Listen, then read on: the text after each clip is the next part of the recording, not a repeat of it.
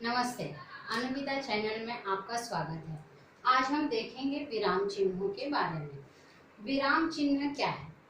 विराम का अर्थ है रुकना और चिन्ह रुकने के लिए अलग अलग प्रकार के चिन्ह दिए हुए हैं, साइन दिए हुए हैं, इसीलिए उसे क्या कहा जाता है? विराम चिन्ह। हिंदी भाषा को स्पष्ट और अर्थपूर्ण बनाने के लिए उसमें विराम चिन्हों का प्रयोग बहुत ही ज़्यादा ज़रूरी होता है। तो हम यहाँ पर कुछ विराम चिन्हों को देखेंगे, परंतु उसके पहले हम देखेंगे किस तरह से यदि हम गलत जगह पर विराम चिन्हों का प्रयोग करेंगे तो कैसे अर्थ का अनर्थ हो जाता है। जैसे मैंने यहाँ पर एक वाक्य लिखा, उसे रोको, मत जाने दो। मैंने यहाँ पर एक वाक्य लिखा, उसे रोको मत जाने दो। अगर मैं यहाँ पर कॉमा लगा देती हूँ, उसे रोको मत जाने दो, इस तरह से वाक्य बन जाता है। परंतु जैसे ही मैंने इस कॉमा को या इस विराम चिन्ह की जगह बदल दी, वैसे ही इस वाक्य का अर्थ बदल जाता है। उसे रोको मत जाने दो। तो जब हम हिंदी लिखते हैं, हिंदी में जब हम कोई वाक्य बनाते हैं तो उसमें विराम चिन्हों का सही जगह पर प्रयोग होना बहुत ही ज्यादा जरूरी होता है। तो यहाँ पर हम अभी कुछ विराम चिन्हों के बारे में पढ़ेंगे। पहला जो विराम चिन्ह है हमारा, वह है पूर्ण विराम।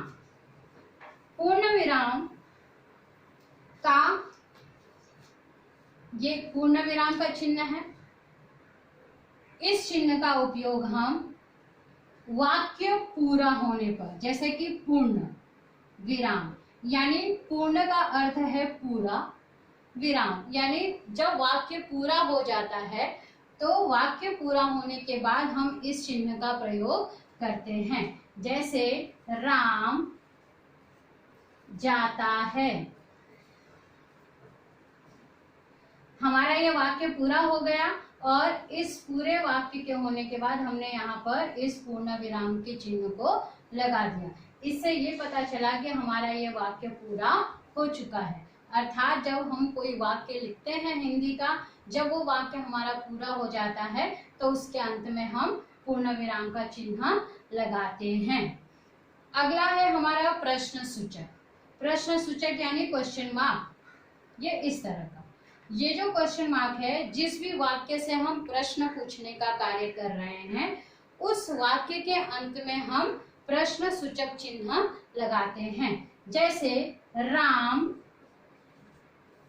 कहाँ गया, यहाँ पर हमने क्वेश्चन किया है, प्रश्न किया है, इससे इस प्रश्नवाचक वाक्य के बाद हमने क्या किया? प्रश्न सूचक चिन्ह लगाया। इस चिन्ह को देख करके हम बता सकते हैं कि ये वाक्य कैसा है, प्रश्नवाचक वाक्य है, क्योंकि इसके अंत में प्रश्नवाचक का चिन्ह लगा हुआ है। अब अगला है विस्मयादि बोधक का चिन्ह। विस्मयादि बोधक का चिन्ह ये इस तरह का होता है, एक लाइन खींचकर नीचे बिंदी। ये जो विस्मयादि बोधक का चिन्ह है, अपने मन के भाव, घृणा, दुख, खुशी, इस तरह की चीजों को व्यक्त करने के लिए हम इस चिन्ह का प्रयोग करते हैं। जैसे मैंने कहा, वाह कितना अच्छा काम किया, कितना अच्छा काम किया। मैंने यहाँ पर वाह कितना अच्छा काम किया, वाह के द्वारा मैंने मेरे मन के भावों को व्यक्त किया है। तो वाह शब्द के बाद यहाँ पर विस्मयादि बोधक अव्यय का चिन्ह लगा हुआ है। हमें ये याद रखना है कि जब हम अपने मन के भावों को प्रकट करते हैं तो वहां पर हम विस्मयादि बोधक अव्यय का चिन्ह लगाते हैं। अब आगे चलते हैं अल्प विराम की तरफ। अल्प विराम जो है, जिसको कि हम इंग्लिश में कॉमा कहते हैं, इसको एक से अधिक संज्ञाओं के बीच में इसका प्रयोग किया जाता है। इसके अलावा हम किसी वस्तु का, किसी भाव का, किसी भी चीज का अगर हम एक से ज्यादा बार प्रयोग करते हैं तो उसमें हम क्या करते हैं, अल्प विराम का चिन्ह लगाते हैं। इसमें पूर्ण विराम की अपेक्षा हमें थोड़ा सा रुकना होता है। जैसे यहाँ पर मैं एक एग्जांपल देती हूँ, जैसे पिताजी बाजार से भाजी, खिलौने,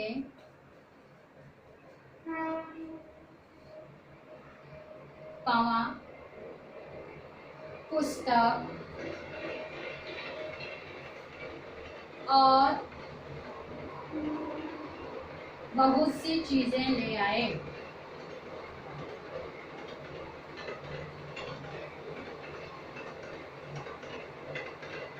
जैसे यहाँ पर पिताजी ने बाजार से बहुत सारी चीजें लाई, क्या क्या लाया, भाजी लाया, खिलौने लाए, पुस्तक लाए। तो इस तरह की जो चीजें उन्होंने लाई, तो एक से अधिक चीजें लाई, तो उन एक से अधिक चीजों के बीच में हमने क्या लगाया, अल्प विराम लगाया। इसको जब हम पढ़ेंगे, पिताजी बाजार से भाजी, खिलौने, पुस्तक और बहुत सी चीजें ले आए। तो यहाँ पर हमने क्या किया, भाजी, खिलौने और पुस्तक के बीच में हम थोड़ा थोड़ा रुकते हैं, उसी को हम क्या कहते हैं, अल्प विराम। वहां पर हमने क्या लगाया है, अल्प विराम का उपयोग किया है। अब हम चलते हैं अर्ध विराम की तरफ। अर्ध विराम जो है ये पूर्ण विराम की अपेक्षा कम और अल्प विराम की अपेक्षा इसमें अधिक रुकना होता है। इसका एग्जाम्पल देखेंगे।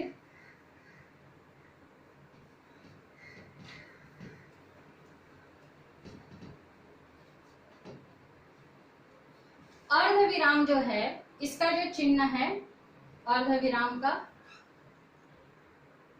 ऊपर बिंदी और नीचे कम, इसको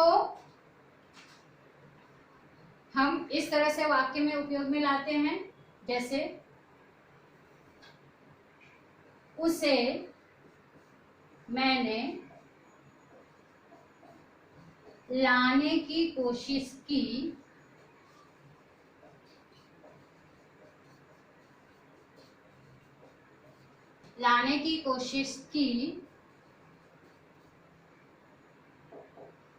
परंतु वह नहीं आया। इस प्रकार के वाक्यों में हम अर्ध विराम का उपयोग करते हैं। उसे मैंने लाने की कोशिश की परंतु वह नहीं आया। तो यहाँ पर हमने क्या लगाया, अर्ध विराम का प्रयोग किया। ये अर्ध विराम, बिंदी लगा करके नीचे कॉमा, तो ये अर्ध विराम का चिन्ह है। अब आगे देखते हैं अगला।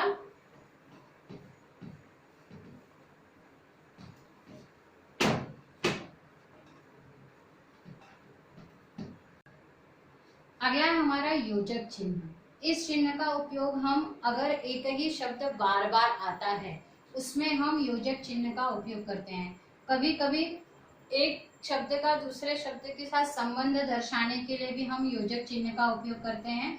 योजक चिन्ह इस तरह से दर्शाया जाता है, इस तरह से लेटी हुई लाइन, जैसे साथ साथ, समान शब्द हैं, समान शब्दों में हम योजक चिन्ह का उपयोग करते हैं। उसी तरह से माता, पिता, इस तरह के शब्दों में योजक चिन्ह का प्रयोग किया जाता है। अब अगला है हमारा अवतरण या उद्धरण चिन्ह। अवतरण या उद्धरण, अवतरण चिन्ह जो है वो दो प्रकार के होते हैं। एक तो होता है ये,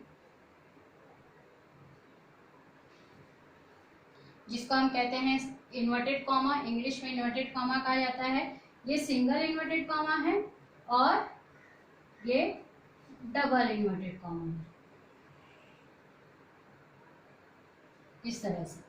तो सिंगल इन्वर्टेड कॉमा का उपयोग हम कहाँ पर करते हैं, जब से कोई हमको शीर्षक लिखना है, किसी लेखक का नाम लिखना है, या जैसे मैंने यहाँ पर एक लिखा कि तुलसीदास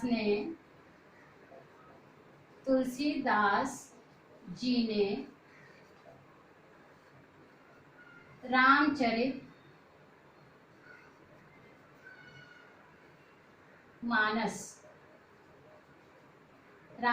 मानस की रचना की। अब रामचरितमानस को हमने किस में कर दिया? सिंगल इन्वर्टेड कॉमा में। अब डबल इन्वर्टेड कॉमा का उपयोग कहाँ पर किया जाता है? जैसे किसी के द्वारा कोई वाक्य कहा गया है जिसमें हम कोई परिवर्तन नहीं कर सकते, उसको उसी तरह से अगर हमको लिखना है तो हम वहां पर डबल इन्वर्टेड कॉमा यानी अवतरण चिन्ह का उपयोग, दोहरे अवतरण चिन्ह का उपयोग करते हैं। जैसे मैंने कहा कि लोकमान्य तिलक ने कहा है, लोकमान्य तिलक ने कहा है।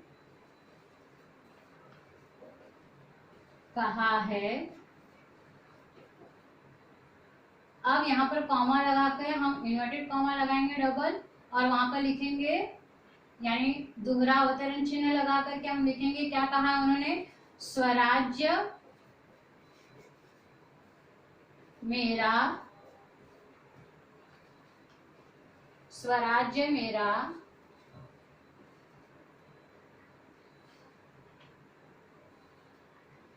जन्मसिद्ध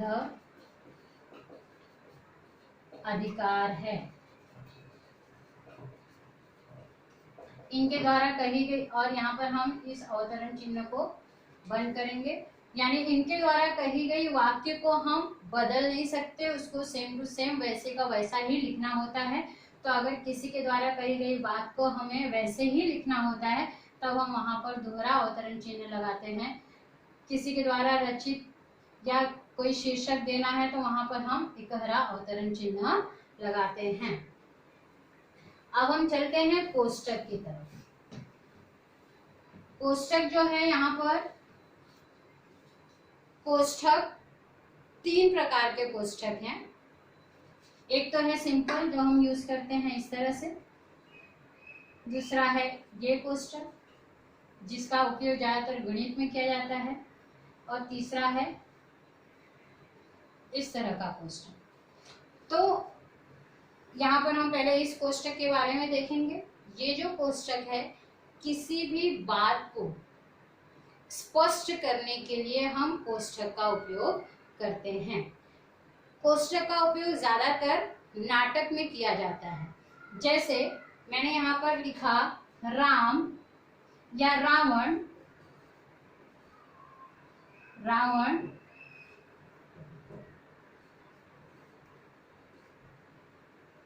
चिल्लाता हुआ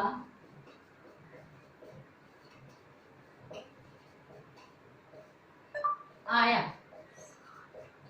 यहाँ पर मैंने लिखा राम आया, लेकिन वो कैसे आया? चिल्लाता हुआ। तो जब राम की एंट्री होती है ड्रामे में तो वो किस तरह से आएगा? चिल्लाते हुए। तो यहाँ पर हमने अपने इस बात को अच्छी तरह से स्पष्ट करने के लिए इस प्रकार के कोष्टक का उपयोग किया है।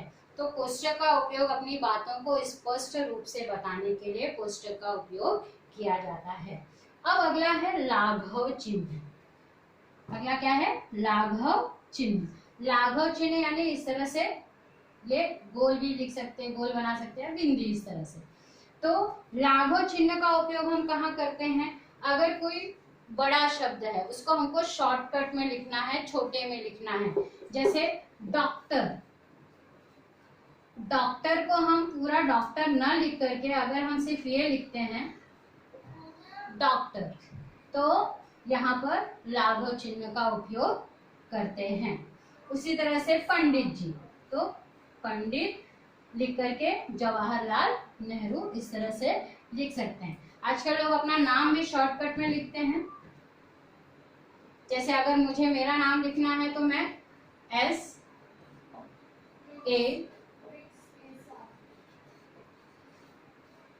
ऐसे सिंह, तो यहाँ पर भी मैंने क्या किया है? लाघव चिन्ह का उपयोग किया है। यानी अगर किसी बड़े शब्द को हमको शॉर्टकट में लिखना है तो हम वहां पर लाघव चिन्ह का प्रयोग करते हैं। अब चलते हैं आगे। अगला हमारा है विस्मरण चिन्ह। विस्मरण अर्थात भूली हुई जगह पर जो चिन्ह लगाते हैं, यहाँ पर जैसे देख रहे हैं आप त्रुटि पूरक चिन्ह, विस्मरण चिन्ह को हम त्रुटि पूरक चिन्ह भी कहते हैं। त्रुटि यानी कभी अगर हम कुछ वाक्य लिख रहे हैं उसमें कोई गलती हो गई तो उस गलती को सुधारने के लिए हम इस तरह के चिन्ह का प्रयोग करते हैं और इसको हम क्या कहते हैं, विस्मरण चिन्ह या त्रुटि पूरक चिन्ह। जैसे राम गया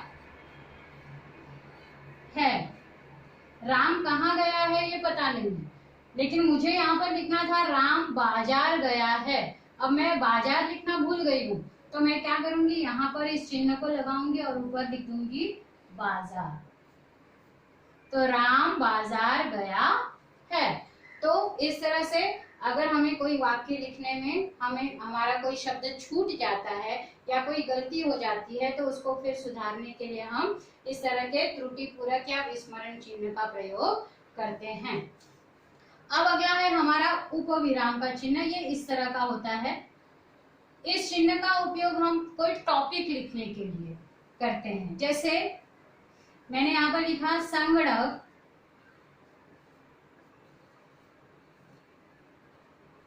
यहाँ पर मैंने ये चिन्ह लगा दिया, संगणक वरदान या अभिशाप।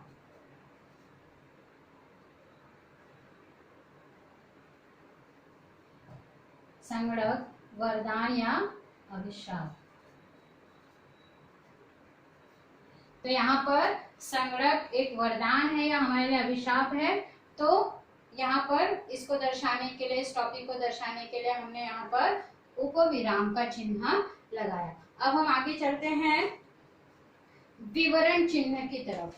विवरण चिन्ह का उपयोग हम इस तरह से करते हैं।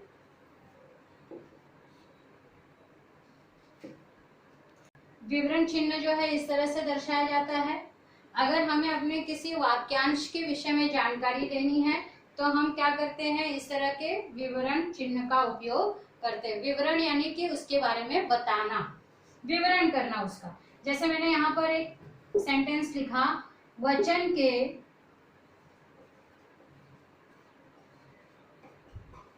दो प्रकार हैं।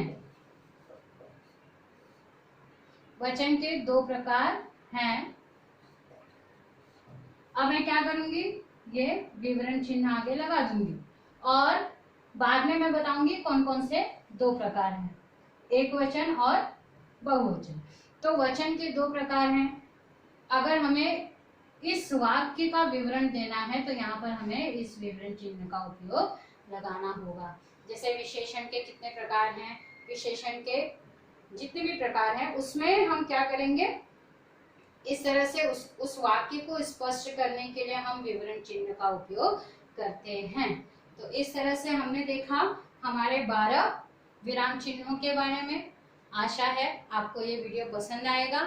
यदि आपको ये वीडियो पसंद आता है इसे लाइक कीजिए, सब्सक्राइब कीजिए और अपने दोस्तों के साथ शेयर कीजिए। मिलते हैं फिर दूसरे वीडियो में, तब तक के लिए धन्यवाद।